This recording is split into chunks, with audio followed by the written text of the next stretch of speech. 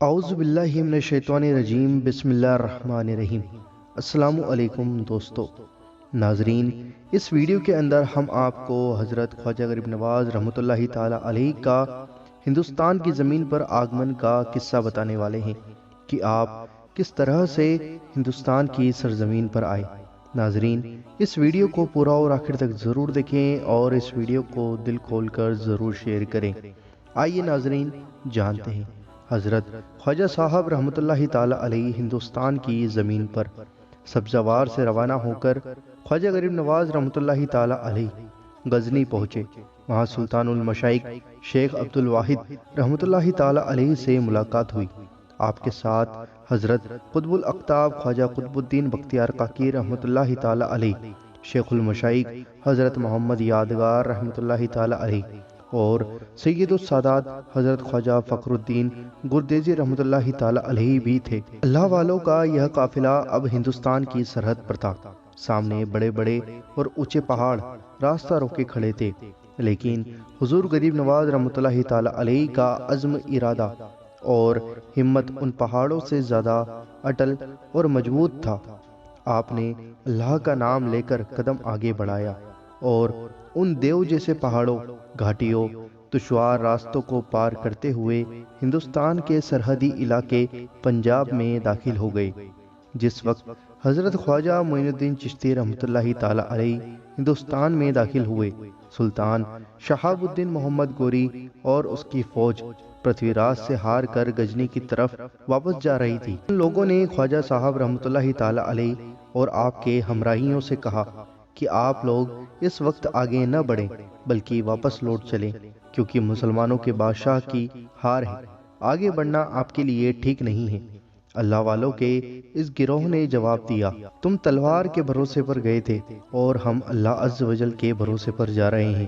اللہ والوں کا یہ قافلہ آگے بڑھتا رہا، قلعہ شادمان اور ملتان ہوتا ہوا دریائے راوی کے کنارے پہنچ گیا۔ دریائے راوی کے اس پار پنجاب کی راجدھانی لاہور آباد تھی اور اس کے مندروں اور شیوالیوں کی اونچی اونچی اور سنہری کلاگیاں دور سے ہی بتا رہی تھی کہ یہ شہر بڑی عظمت اور شان والا ہے۔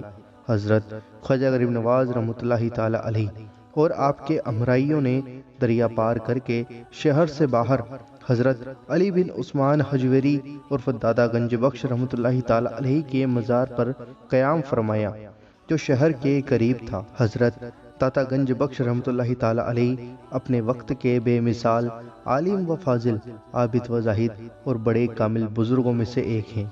حضرت خواجہ غریب نواز رحمۃ اللہ تعالی علیہ نے یہاں اعتکاف فرمایا اور دلی سکون حاصل کیا، پھر وہاں سے روانہ ہوئے۔ روانہ ہوتے وقت آپ نے حضرت داتا گنج بخش رحمۃ اللہ تعالی علیہ کی شان میں شعر پڑھا۔ شعر یہ ہے، گنج بخش فیض عالم مظہر نور خدا، نا کی سارا پیر کامل آرا رہنما۔ گنج بخش نے دنیا کی بھلائی کے لیے خدا کے نور کی لہر پھیلائی ہے، گناہ گاروں کے لیے گرو اور جانکاروں کے لیے رہنما ہے۔ یہ شعر غریب نواز رحمۃ اللہ تعالی علیہ کی زبان مبارک سے اگرچہ بے ساختہ نکلا تھا، لیکن یہ آپ کے سچے جذبات و احساسات کا آئینہ دار ہے اور اس کی مقبولیت لوکپریتا کا یہ علم ہے کہ آج تک لوگ اسے بطور وظیفہ پڑھتے ہیں۔ حضرت خواجہ غریب نواز رحمۃ اللہ تعالی علیہ لاہور سے روانہ ہو کر شمانہ یعنی پٹیالہ میں پہنچے۔ وہاں کے لوگ دیکھنے میں تو آپ کے ہمدرد معلوم ہوتے تھے، مگر اندر سے آپ کو نقصان پہنچانا چاہتے تھے۔ اصل میں بات یہ تھی کہ دلی اور اجمیر کے راجہ پرتھوی راج کی مانگ علم نجوم جوتش ودیا کی جاننے والی تھی۔ اس نے اپنے علم سے اپنے بیٹے کو آگاہ کر دیا تھا کہ ایسی شکل صورت اور حلیہ کا ایک شخص اس کے راج میں آئے گا جو تیری تباہی کا کارن بنے گا۔ راجہ نے اسی کتھن کے انوسار چترکاروں سے تصویریں بنوائی اور سرحدوں پر بھیج دی۔ ساتھ ہی ساتھ یہ حکم دیا کہ اس صورت کا شخص جہاں بھی ملے تورنت قتل کر دیا جائے۔ جب خواجہ غریب نواز رحمۃ اللہ تعالی علیہ شمانہ یعنی پٹیالہ میں پہنچے تو راجہ کے آدمیوں نے آپ کو اسی شکل و صورت کا پا کر آپ کو روکنا چاہا۔ خواجہ صاحب کو بذریعہ کشف یعنی انترگیان سے معلوم ہو گیا کہ میزبانوں کی نیتیں بگڑی ہوئی ہیں اور آپ کے ساتھ دغا و فریب کرنا چاہتے ہیں۔ اس لیے آپ اپنے ہمراہیوں کو لے کر وہاں سے اس طرح بچ کر نکل گئے کہ دشمنوں کو خبر تک نہ ہوئی۔ ناظرین، دلہی میں آگمن۔ پٹیالہ سے روانہ ہو کر حضرت خواجہ غریب نواز رحمۃ اللہ تعالی علیہ دہلی پہنچے۔ آپ نے دہلی میں راجہ کھنڈے راؤ کے محل کے سامنے کچھ فاصلے پر اپنا قیام فرمایا اور اسلام پھیلانے کا کاریہ شروع کر دیا۔ آپ کے انداز تبلیغ اتنا دل نشین، آپ کی جیت اقدس اس قدر پرکشش تھی کہ آپ کے پاس آنے والے میں زیادہ تر لوگ ایمان لے آتے تھے۔ دھیرے دھیرے مسلمانوں کی تعداد بڑھنا شروع ہو گئی اور کچھ ہی سمے میں دہلی میں اسلام کی اس تیزی سے پھیلنے سے تہلکہ مچ گیا۔ آخرکار شہر کے کچھ بااثر لوگ کھانڈے راؤ حاکم کے پاس گئے اور عرض کیا کہ ان پاپی نعوذ باللہ مسلمان فقیروں کی آمد سے ہمارے دیوتا ناراض ہو گئے ہیں۔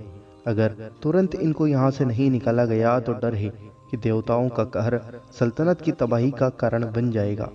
کھانڈے راؤ نے حکم جاری کر دیا کہ فقیروں کو دہلی سے ترنت نکال دیا جائے، لیکن اس کی کوئی چال کامیاب نہیں ہوئی، کیونکہ حکومت کے آدمی جب کوئی کارروائی کرنے کے لیے آپ کے پاس آتے تو آپ کے برتاؤ، اچ ویکتتو اور سنوادتا سے اس طرح سے آکرشت ہوتے کہ ترنت اسلام قبول کر کے آپ کے جانثاروں میں شامل ہو جاتے۔